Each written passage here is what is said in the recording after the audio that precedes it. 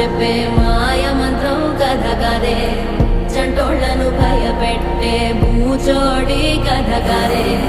తాత ముత్తాతమ్మల భూతాల కథ కదే,